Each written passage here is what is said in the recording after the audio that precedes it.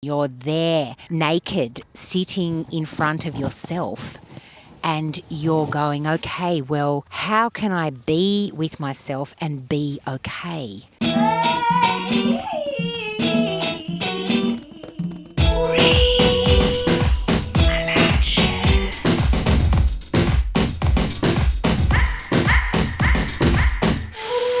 Good morning, good afternoon, good evening. Welcome to Reimagine podcast. It's so wonderful to have you join us. My name's Sean. And my name's Kylie, and this week we are going to be getting real. We're down by the banks of the river in the town that we live. It's a glorious winter's day. Is it winter? Yeah, it's winter. It is actually winter. It's winter in the southern hemisphere. I just said it was winter thinking that it might be, because there's a bit of coolness in the air, but the sun is in the sky. We're sitting in the sun, and we're actually overlooking the banks of a beautiful wide river. It's a little bit windy today, but it's glorious conditions to be outside talking about the mysteries of genuineness, authenticity, and everything around that. Are you authentic, Kylie? Are you genuine? Like when you share on this podcast, are you actually being you, or just part of you is on display, part of you is being shared with the world? How genuine, how authentic, how transparent should we be being with the rest of the world? Is it important?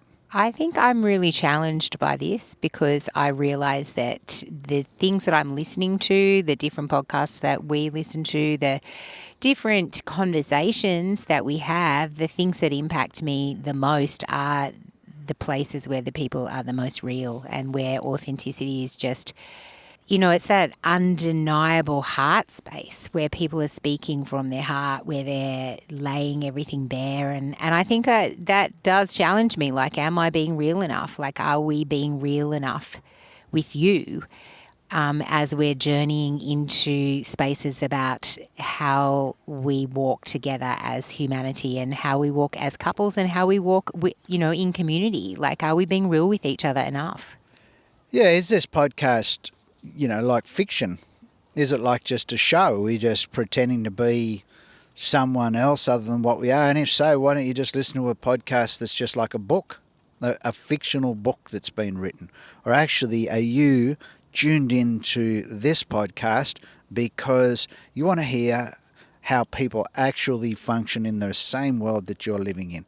And I think that's where I'm at. I think that every podcast that I listen to, the likes of Joe Rogan, right through to any kind of mystical discussion, Fiorella Giordano, I suppose she doesn't really do podcasts necessarily, but all of the people that we listen to, I'm really looking for authenticity. And if I can sniff anything in the air that's not authentic, if I can sniff anything in a church environment, and we have to talk about church because we've been in and out of churches throughout our lifetime. It's not that we're here to run anything down, including the church, but it's a part of who we are and who we have been. And if I can sniff in a church service somebody that's actually up the front telling me how to live my life and they're not actually living it themselves, they're not sharing themselves with me, then I lose interest pretty quickly. I'm more interested in engaging in a conversation with somebody who's genuinely saying, you know what, I just haven't got things figured out. I don't know if God is real. I don't know if Jesus was actually the Son of God. I don't actually know why Jesus died on the cross. I've been calling myself a Christian for 50 years, and you know what? I've never actually tried to sit down and think about, why did Jesus die on the cross? Because a lot of the time our answers, or what we think to be true, are just something that we've learnt by heart almost. Jesus died on the cross for my sins. Well, what does that mean? If you don't know what it means, you haven't had that genuine conversation, you can cruise through life pretty well, just sort of, learning the manual off by heart and never really leave behind a legacy of somebody that's genuine, that's shared their heart, that's tested their emotions, that's allowed their emotions to be tested and tried and thought and processed why it is that I felt hurt when somebody said that about me or not. And I think I look back through my life, and I think the times when I have had the most to say and just wanted to remind everybody about how wise I was, or how much I knew, or how knowledgeable I was, or how insightful the things that I had to say were the times when I was the least real with myself, where they were the times when I was hiding because I didn't actually want to walk out my own stuff. I didn't want to experience the depths of my emotions because I was too afraid to go there because it hurt too much, or there was things that would be exposed in that journey of my own inner work that needed to come to the surface before I actually found my own authenticity and then was able to be authentic with other people. I believe that the world's crying out for authenticity. And I believe that that is our future, that is our next chapter, that the generations that are already functioning on the earth, after us, and the ones to come are actually crying out for people to be genuine. They're crying out for truth. They're crying out for people to grow up with parents who actually have real conversations with them about how the world functions, rather than putting aside things or pretending that the world is actually a really comfortable, friendly, happy environment all the time, because that's some atmosphere that we pretend that it is, without having the tough conversations. And I think that's part of, for us and our generation, there were a lot of things that we just didn't talk about with our parents. I think a lot of people didn't, it was... Sex, Kylie, sex. Yeah, exactly. Do you know anything about sex, Kylie? Sex, drugs and rock and roll, all of those areas were taboo and you didn't want to talk about. Like you had a life that you had with your own generation and your peers and your friends, and then you had a life that you had with people that you were, like with your family or with your church people or with relations or people that you grown up with. You were another person around those people, and I think for a lot of people that is our reality, that we don't even know who we are. We get lost because our places of pleasure are found in places of shame, like the things that we find ourselves seeking, like finding vice in, and all of those different feelings of gratification are not necessarily things that we want to share with everybody. One of the strangest things that I believed most recently, that I questioned my own thinking around, was a couple of weeks ago there was a $150 million Powerball lottery in Australia being given away. And I recall at that time thinking that during my childhood, I just got pooed on. I just got pooed on by a bird. Look, brown stuff on my finger. Oh, wow. Speaking of lucky you've got a bald head, like you could just wipe it off. Like it would be authentic and genuine. That's a genuine, authentic bird poo that just landed directly on my head. If that had landed on my head, it would have been a much messier because I've got all this fluffy hair. Unfortunately, this week we're not filming, so you can't actually see the bird poo on my head, but it really did happen. We're not pretending that it didn't happen. That would have been hilarious to have that on film. We're not so polished in our performance that we will cut that out of the podcast, because as Christians we don't like the word poo. But back to what I was thinking about, a belief of mine that I had, which was strange, was that I do recall growing up believing that playing Powerball or playing the lotto, buying a ticket in the lottery and scratchies and those things, was something that we shouldn't do. And whether or not I was told this, or whether I just somehow picked up the understanding, I believed that it was somehow wrong, as in a Christian sense wrong. It was the wrong way to go about life was to gamble. It was thrown in with betting on horses and things like that. Don't be involved in betting on horses. Don't be involved in gambling. And somehow it became aligned in my thinking with a religious understanding. Mm-hmm. Which makes sense. Like, it is another form of gambling, but yeah, it is interesting how you have these ideas that you just get raised with. So then when you go through life and you don't challenge your thinking, you don't think about whether or not that's true and why it may or may not be true, you can just go through life without actually investigating your thoughts at all. And so then you're not, if you're willing to do that with minor things such as gambling and not investigating your thoughts around why it is that you enjoy looking at women when you're a man, and you don't actually sit and process those thinking, you can end up going through life quite surface level, quite just okay with whatever the world presents to you. Is it okay that I look at other women at the beach in their bikinis? That doesn't seem like that would be very wise if you were already married to be doing that, but why? Why is it not okay, or why is it okay? If you're not actually sitting and processing the thinking around it, then you're cruising through life without actually figuring anything out.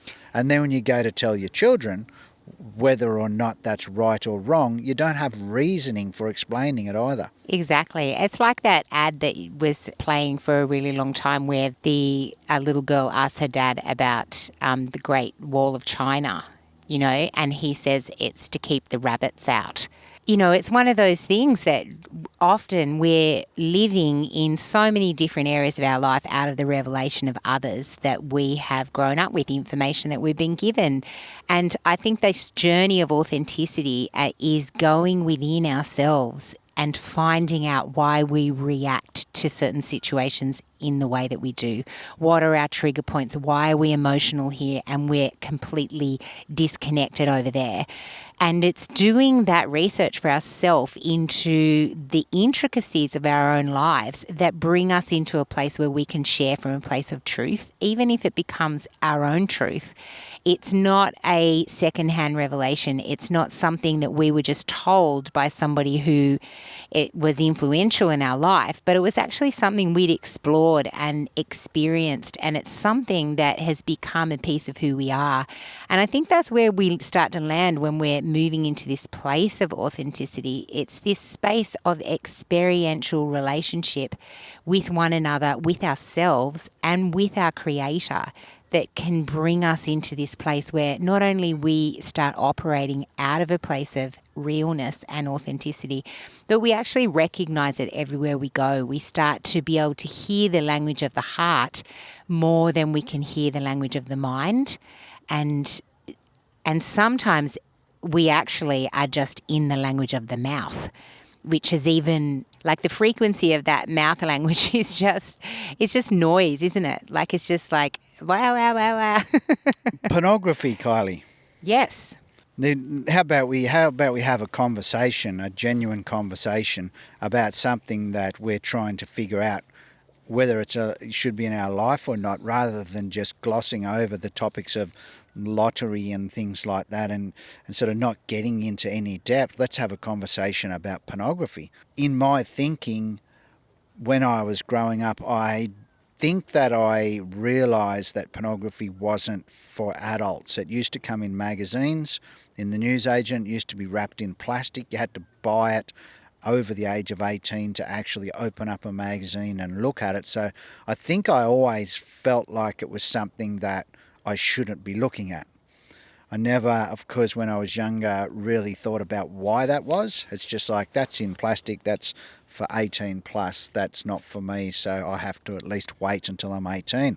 Then you get to the age of 18 like I did, and you find that, of course, as the world has changed as well as it has for us now with the advent of the internet, we also have access to pornography in video form beyond the comprehension of any person, or at least anything that you can think of being possible in that space of humans interacting with each other in a sexual manner. It's been done. It's on video.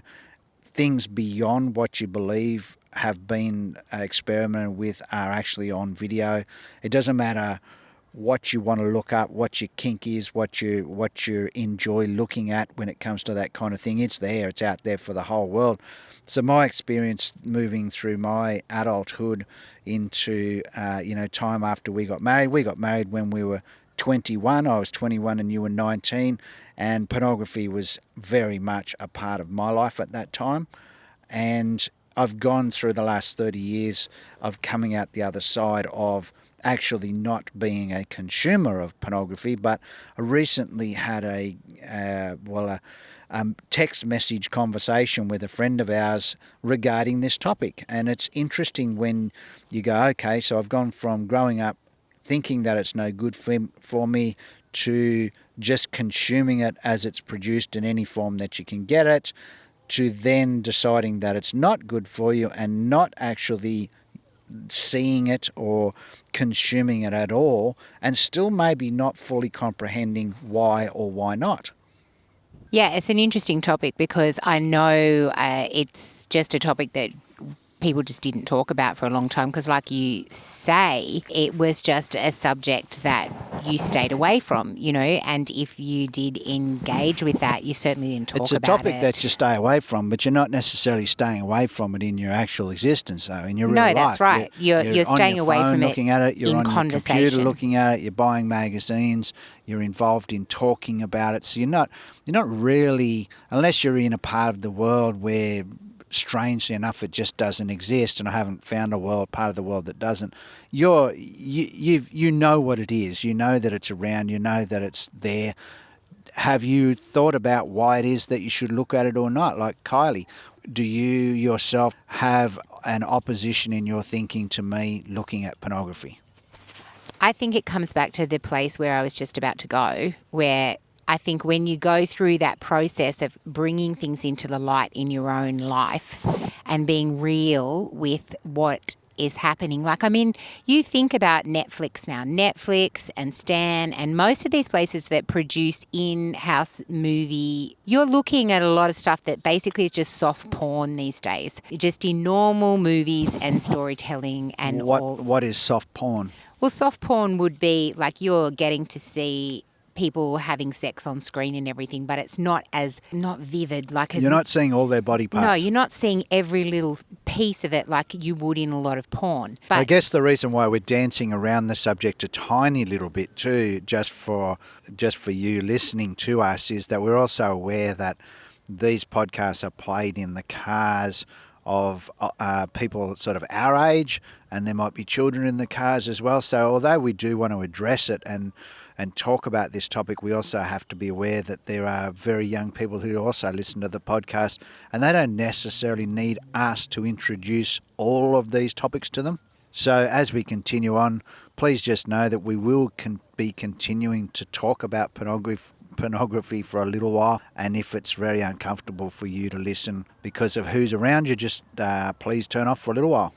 There's a lot of mental health research in certain spaces in Australia especially that has a lot of evidence that pornography is closely aligned with mental health issues, including depression and anxiety, and just even in the space of domestic violence and a preconceived idea about, I think the part that is difficult is that a lot of people that now have access to pornography as teenagers and people even younger than that, this is where they're actually getting their sex education, not only sex education, but their relationship education out of these spaces.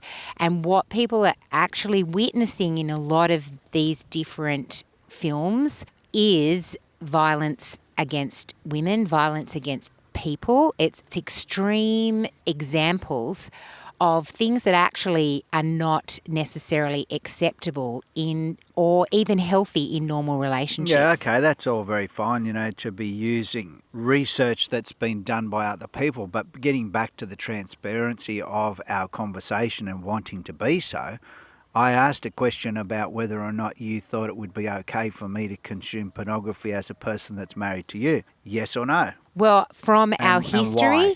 history, I would say no, because I think that it adversely affected your mental health and it also impacted our relationship.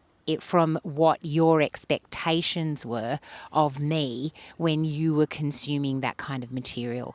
And I think when you're not necessarily communicating effectively as a couple, then often you're putting the expectations that you're seeing perpetrated in movies or in porn or whatever it is that you're watching, you're thinking that this is what is going to make your relationship better. And I think when we don't have space in our own relationships for healthy conversation, because we haven't actually cultivated that healthy conversation where we can be honest and real with one another, then there is always a fear in that space that you're not measuring up as a wife, or you're not measuring up as a partner in all of these different areas. And one of those areas absolutely is in your physical relationship with your partner, where there is an expectation there that is a vital and a healthy part of your relationship to be being intimate with one another. But I think if there has been no conversation around that and you haven't grown in that together, that you've only brought what you've seen in some of these spaces of pornography into your relationships, then it can be very detrimental. It can be traumatizing for people because they don't know any better. They only know what they've seen, in your teenage with your teenage friends, like with your mates or with your girlfriends, because it's so easy to access this media now with the internet. And I just think that it gives an incorrect and like a fantasized view of what actually a physical relationship is intended to be. And so in our relationship, there's also the compounding factor of the inability or the lack of communication at times too. Like you alluded to, when you're a person that's drinking a lot of alcohol or taking drugs, which has also been in our history, you can become a person that doesn't engage in those conversations around good mental health, about how to handle emotions, how to experience emotions, and healthy conversation with a partner. So because you're consuming pornography, you're drinking, you're taking drugs, you can actually be in a position of, well, okay, this is something that I've learnt via seeing online as being acceptable. I'm not discussing it with you as to whether or not you enjoy it, and I'm just going to implement it into the bedroom. And if you don't like it, then there's some problem with you all of a sudden, but we're still not communicating. We're not talking about why it is acceptable or why it isn't, whether it's something that's enjoyable for both parties or not, because we're also not communicating very well. And we've absolutely had that in our relationship. In the best interests of being transparent, we have a history of people who drank a lot of alcohol. We have a history of people that took a lot of drugs.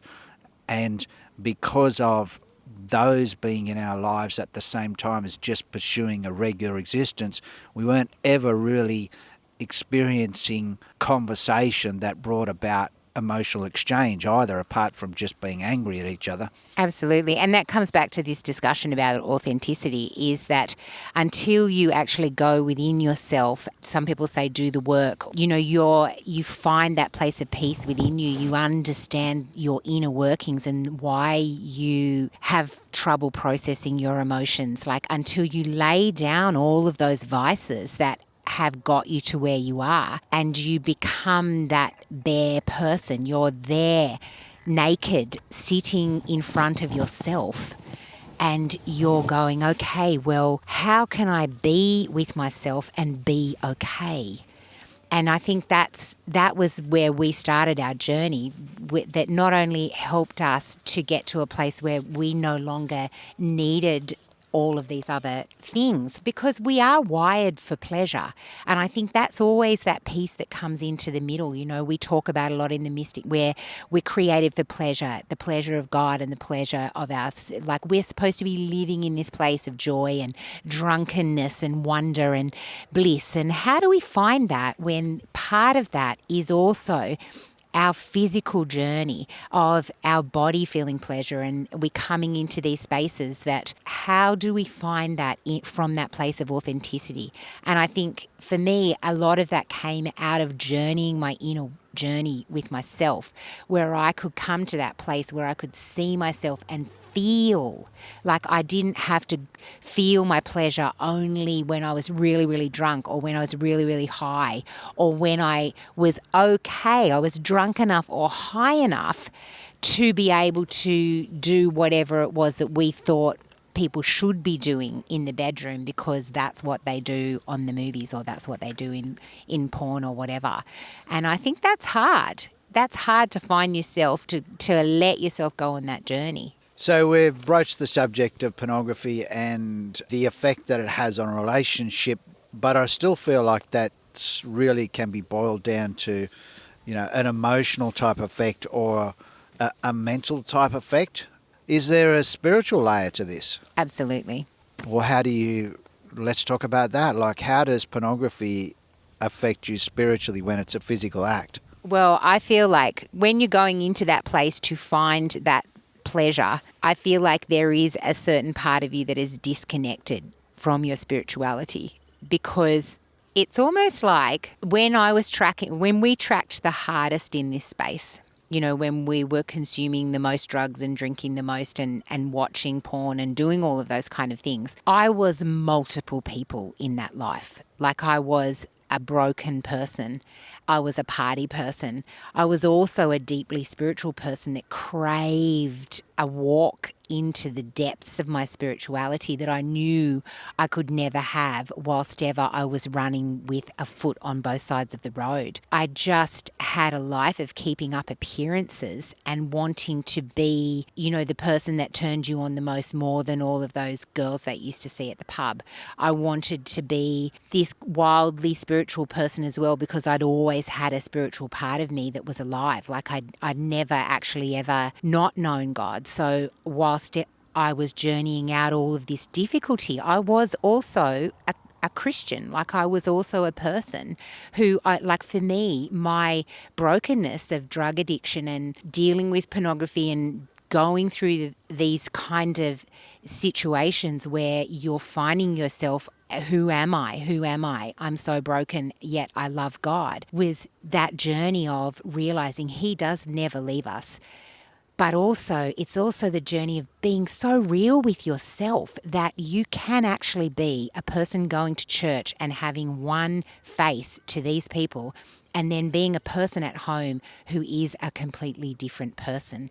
And I think it's not until you do the inner journey of spirituality, of realizing that you are a son and a daughter, of going into the depths of your own being, because it's the life that's found in the spiritual place, in your identity, in that space, that then you realize that your heart is then your thermometer. Like, your heart is your indicator of where you do and don't want to go. Because now I just know I just can't go down that direction, because I have something that vibes with my heart. And it's like with people, isn't it, babe? Like, we have people that we just can see now their brokenness, because we see from a heart space. We don't see from a mind space anymore. We don't see from an exterior, oh, this person's got it all together, because we can just see right into a person's heart, because our heart is alive. So it's like in the Bible, the Ten Commandments and all of the good teachings that we talk about that Jesus shared with us in His time on earth. It's like quite often in religious circles we bring ourselves back to thou shalt not do this and thou shalt not do that. But it seems like once you get to a space where you walk in intimate relationship with the Creator, that it's almost like you actually know all of those things already, and that the Bible verses that explain them are like some sort of reminder. It's not the other way around. It's not a head knowledge of you shouldn't do this, you shouldn't do that for success in life. It's a knowing, it's a heart connection with Him that teaches you that the reasons for those verses being there. It just, sometimes it's difficult when you break apart a conversation such as the topic around pornography. It's sometimes really difficult because you keep on throwing in things like, okay, well, if you're a couple that are emotionally connected, you have a good relationship in the way that you communicate, yet you want to introduce something into your bedroom that you've seen pornographically, then it's like, okay, well, first of all, you said that we can't do that because we don't communicate very well.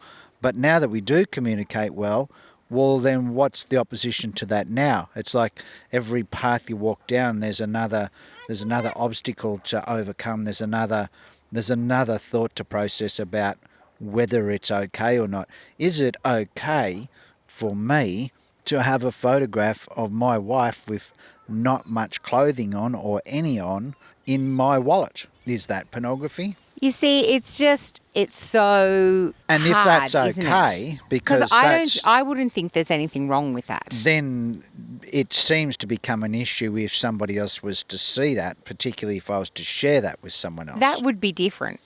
See, I would think if I didn't want you to show my naked pictures to anybody else that that you would know that. I just feel like it's a really interesting area that's full of all of these grey spaces because we're each at different points in our lives of knowing who we are, of understanding the fullness of our spirituality, of understanding the fullness of ourselves, of unpacking our traumas and our emotional baggage, of having expectation on one another as in culture, in relationships, in community.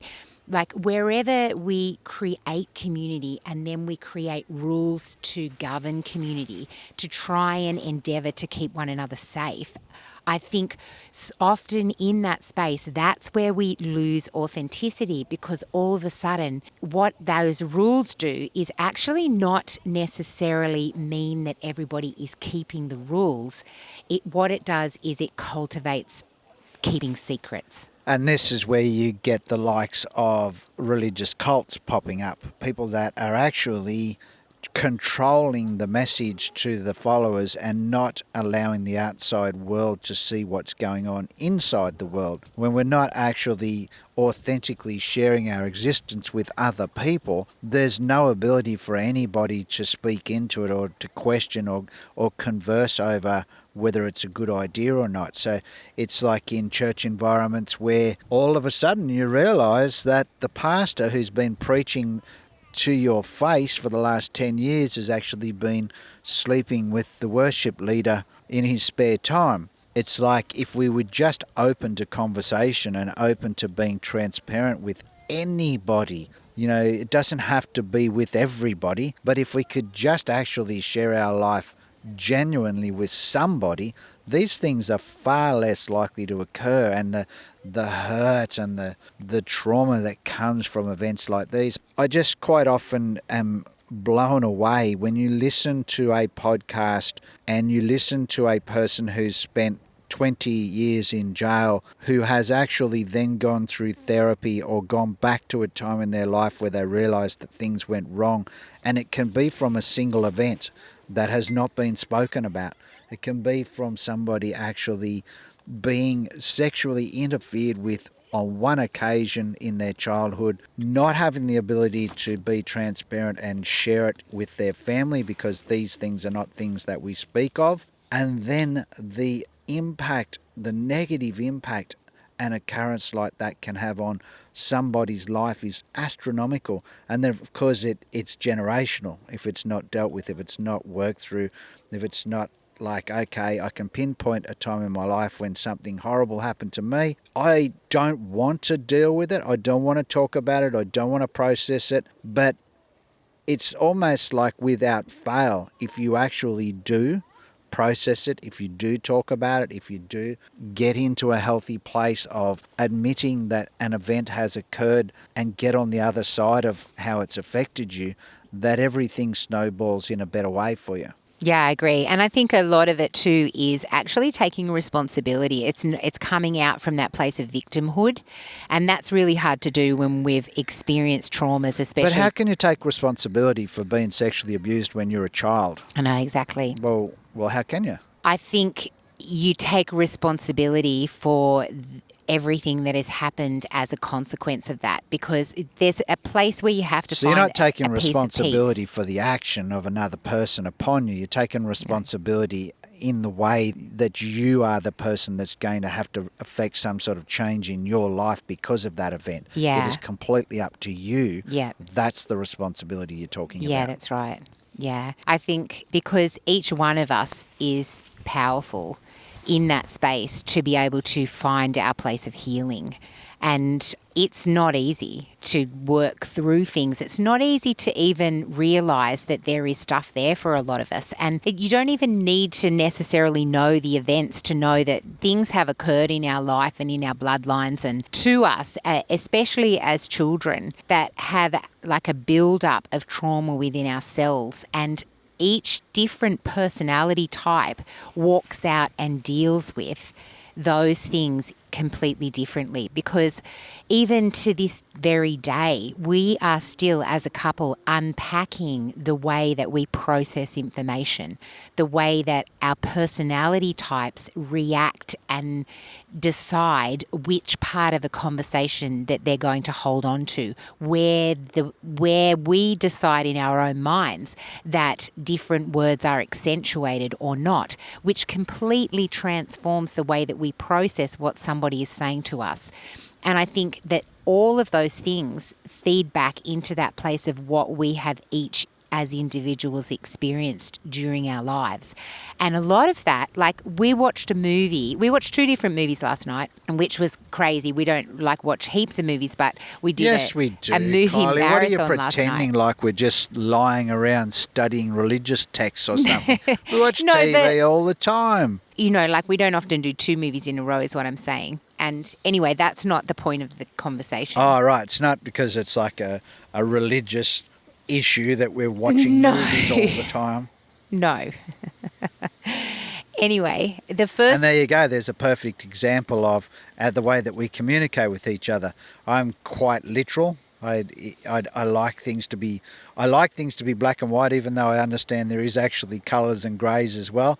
And so when you create a sentence and tell me it, I need it to be accurate. Yeah, he's very like that. I can vouch for that. Kylie will quite often say to me, "You're so cute," or "I love you," and I'll ask why. And if you can't tell me why, then I'm like, well, that doesn't make any sense.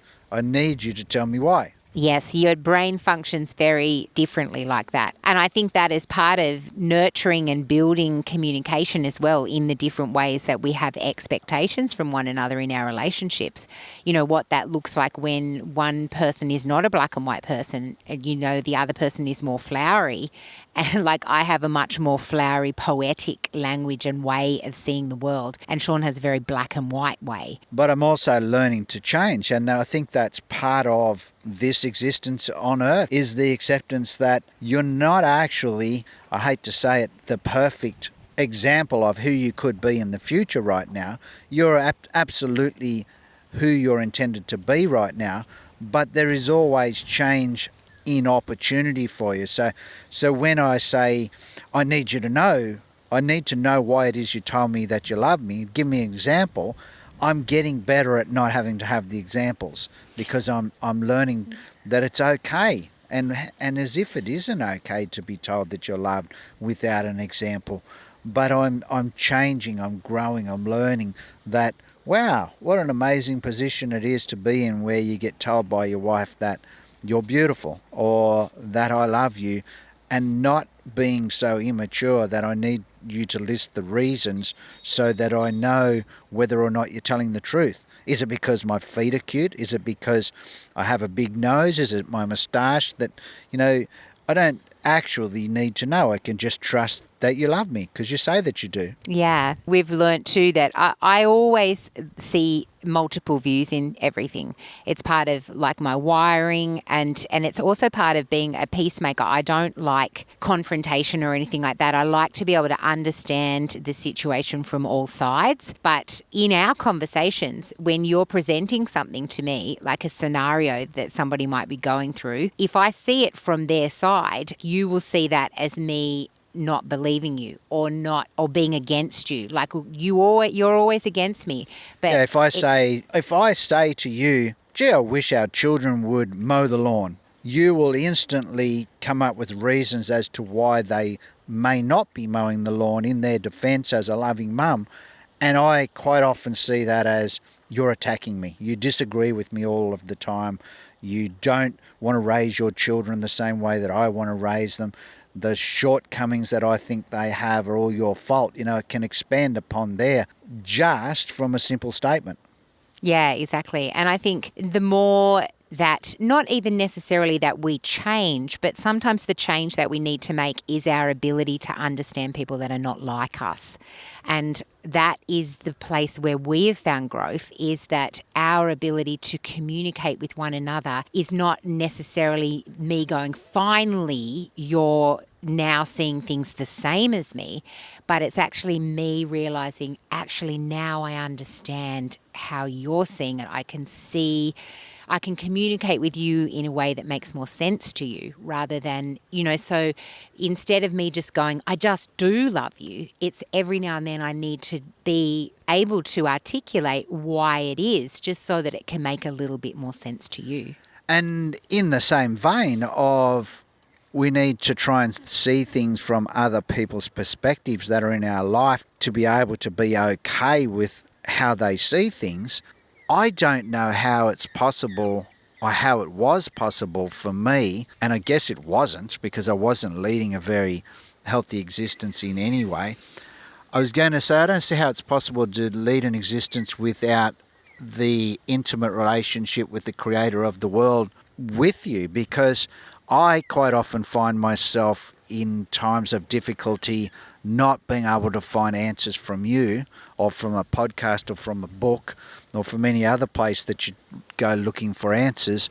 And I have to find it from God's perspective. I have to actually engage in conversation with him and get him to show me, why did this event occur in my life from your perspective? Can you show me a good reason why this difficult thing that has happened could have been allowed to happen to me?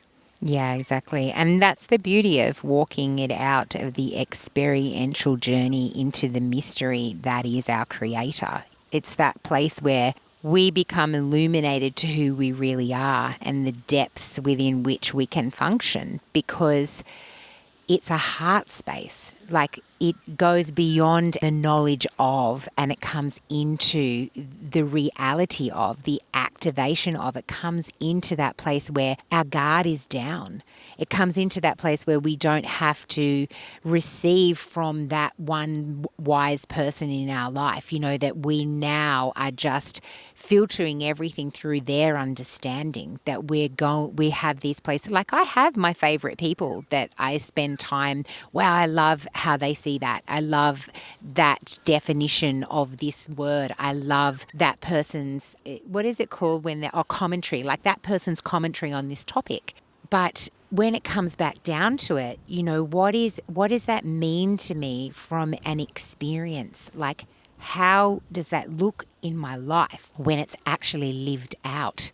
And that's where it's gone to a different space for us, where I've seen, as we have experienced pornography in our life, as we have walked out what relationally it does to our own relationship, and then we have, in our own wisdom, decided that there is far more detrimental effects in our relationship than there is positive effects. And if you're not having those conversations, and the husband or the wife in a relationship is actually looking at pornography in their spare time and not sharing it with the other person, there's something that's been hidden in the dark that is absolutely going to cause detrimental effect in the relationship.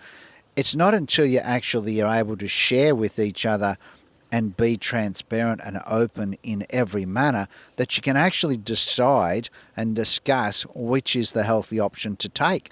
Like, just be honest with each other. Otherwise, we're in all sorts of trouble. We've seen it in every platform, in every area of life, on television, with movie stars, with pastors in churches, etc.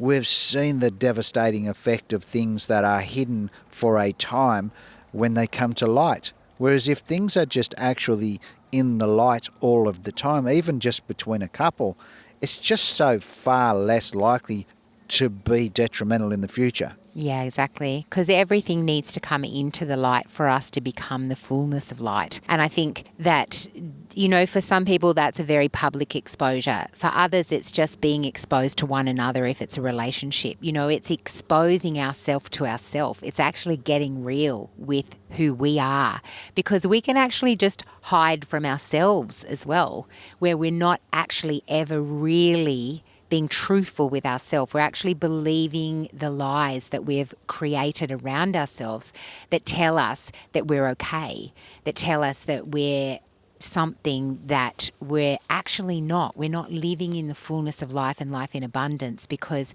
we're still living in shame. We're still living in even the simplicity of just living in humbleness.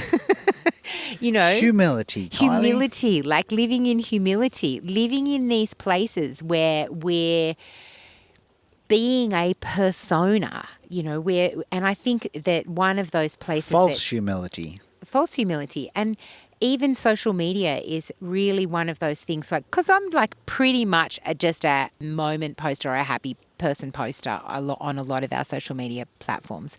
So, if we're somewhere really cool, we're catching up with friends, or we're doing something, wild, we're out by the river or something like that, I'll take photos and post them. But that's not me processing my inner thoughts. That's not me necessarily doing the washing. That's not me washing up. That's not me sitting in my frustrations of everyday life. That's just these moments where, we put on makeup and we go and wear our fancy clothes and we be with precious, cool looking people.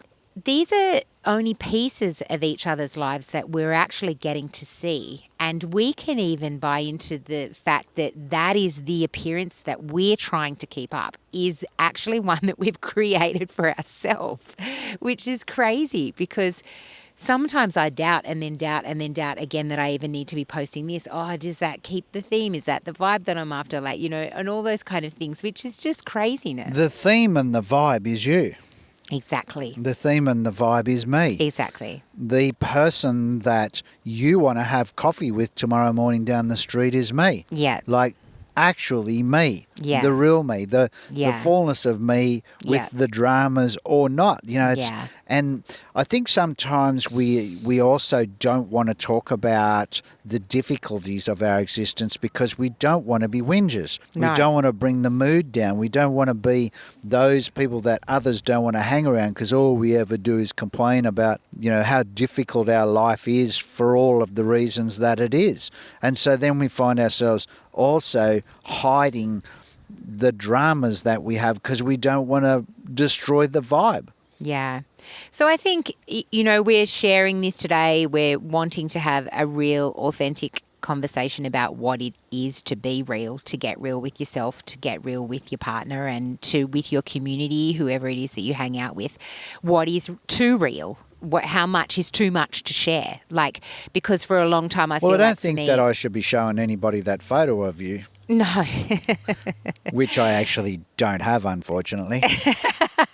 I do not have a photograph of Kylie with no clothes on. In your wallet. I don't think I actually have one at all.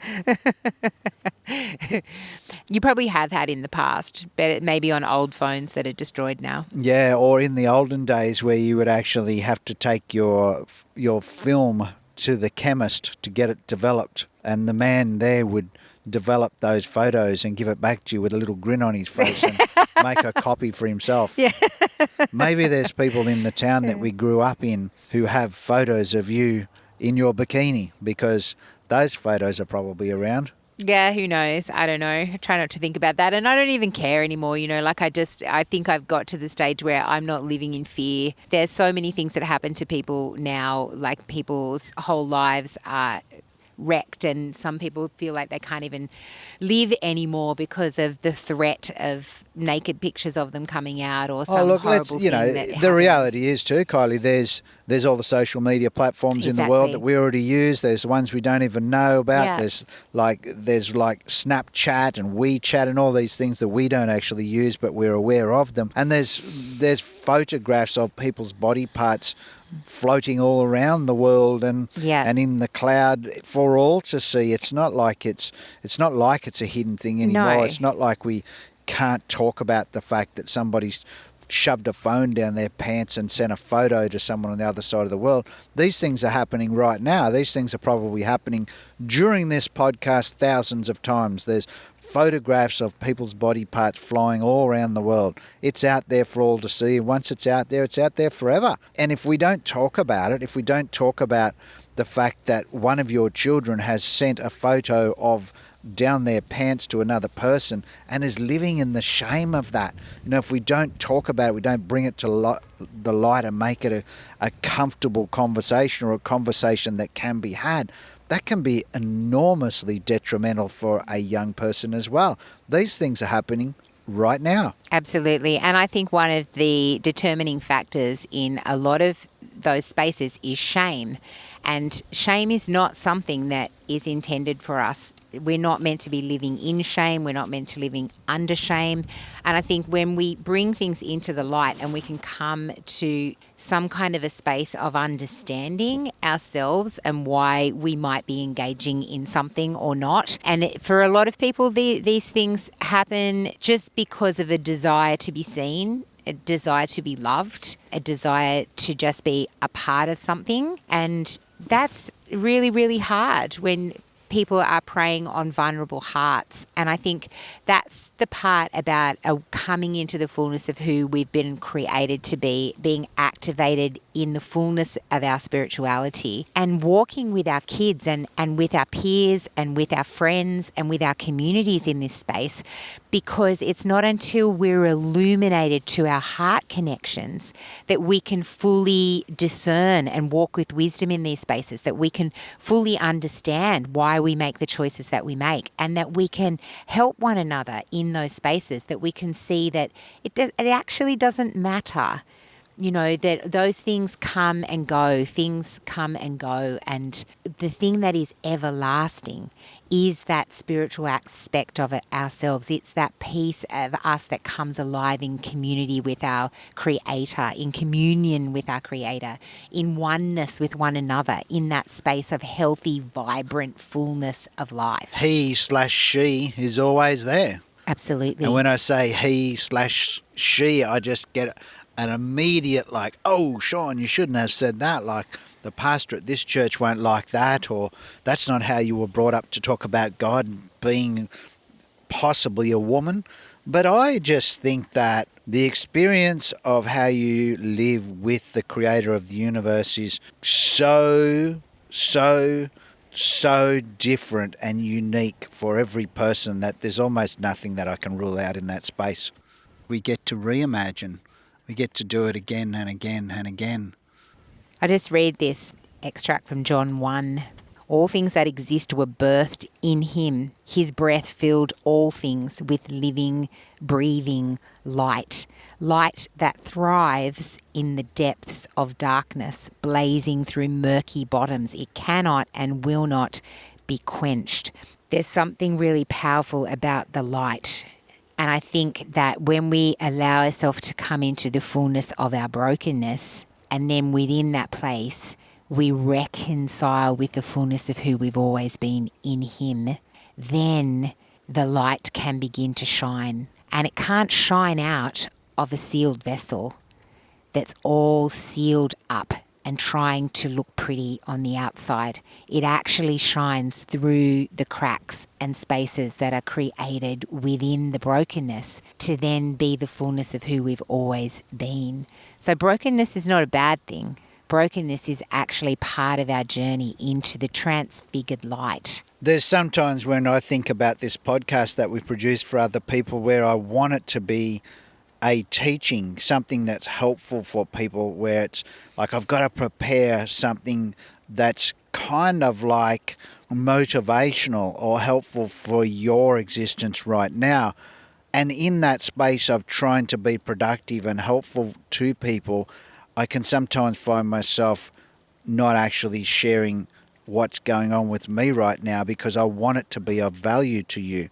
But I do realize that what is of value to the world is me being me and me sharing me with you.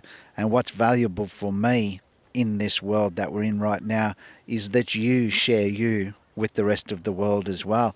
Like, we are one of a kind creation, created to be completely unique, and we all need each other to be the fullness of yourself. We don't need more versions of Kim Kardashian in the world. Sorry, Kim, I know that you're a unique individual on your own as well, but as a world, we quite often look at people who we see to be famous and we fashion ourselves around becoming more like them, when really all we're created to be an expression of yourself. Yeah, that's right. Yeah, it's beautiful because we spoke about this on our Patreon Zoom last month, and shout out to all our beautiful Patreons. Absolutely. Thank And you for your support. far out, like as if this podcast would even be still being made without the support of patrons. Thank you so much. Yeah, absolutely. And we spoke in our Zoom about cross-pollination. We talked about that place of intentionally sharing as family in a vulnerable space, in an open space where we're journeying together, each bringing the fullness of ourselves, because it's in bringing the fullness of who we each are, our own piece of pollen that is then cross-pollinating together and finding that place of becoming fruitful because we're journeying in the truthfulness of who we each are. We're journeying in transparency. We're walking in that place of love and understanding that each one of us has something very unique to bring to release. And it's not until we can be real with ourselves that we can begin to be real with others in a way where there's something really beautiful about being real with yourself enough that you can be at peace with other people's realness.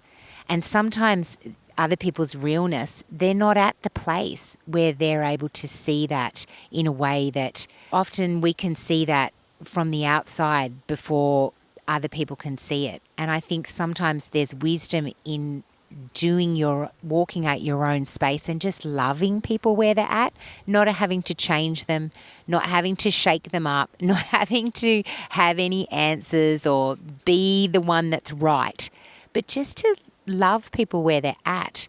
Tell people right now if you're struggling with something in your life at the moment. Find a trusted friend that you can just have a conversation with and see what happens to that issue.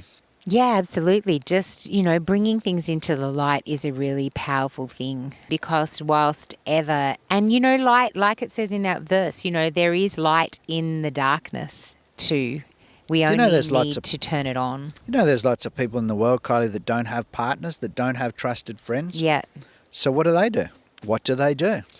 Well, I know for me, when we were in the depths of our dysfunction, there was no way that I could talk to anybody about it because I knew that was the number one thing you did not want me to do. You didn't want me to see a counsellor. You didn't want me to talk to my friends. You didn't want me to talk to my family. Prime example of somebody trying to control a miserable situation by not allowing you to actually share it with anybody, thus forcing that problem to continue to be. So my testimony in that is that I only had God. And I walked out each one of those conversations. I truly became a friend with Holy Spirit in a way that Holy Spirit counseled me in every definition of the word, in the reality of what counsel was. I was counseled by Holy Spirit. I walked and developed a deep relationship with wisdom, the person of wisdom. This was where I began the deep journey of my spiritual understanding about how deeply eternal we are as beings and how rich and beautiful that realm is to bring fullness into the realm of the body and the realm of the mind is because that was my story. So I didn't see counselors. I didn't get help. I didn't talk to people because our relationship was so dysfunctional in that space, that I was far too fearful to do that. So I just walked it out with him, and I came to a place of healing and peace in that space. It's so far that all that I could see was that I loved my husband in his brokenness, and I didn't even need to love him with my own love that I was trying to conjure up out of some place of, where I would just do mantras or something like that. I actually had a genuine love for him that was given to me by the Father, because I had come to a place where I had allowed his love to penetrate my heart so deeply that then it just spoke in all areas of my life. And that doesn't mean like I was just this being of love. Like I still had plenty of stuff going on, and I still would be frustrated, and we would still fight and argue and stuff like that. I'm not saying became We haven't had a angelic disagreement being. for about 52 minutes. Exactly. And I mean, that sometimes that's part of a healthy relationship too, is the ability to be able to flesh stuff out and come out the other side and still be friends. So we'd love to thank you today for joining us and listening to our transparent conversation about transparency and genuineness and being open and honest with the rest of the world, because there is immense value in it. And we just thank you so much for listening and for sharing our podcast with the rest of the world. We're genuinely grateful that one person would listen to our podcast, let alone the amount of people that do. We listen to all around the world. We're continually being shared with other people, and we just ask that you continue to do that as well. Share our podcast, share anything that you see of our social media activity with those people that you think might be interested in the conversation about mysteries of God and transparency. And thank you so much for joining us today. Yeah, thank you so much, guys. We look forward to this being a whole nother dimension of realness as this podcast begins to transform into something very real and very new. Keep your eyes and ears open, because things are changing. Things are changing. All right, guys, we love you. Bye.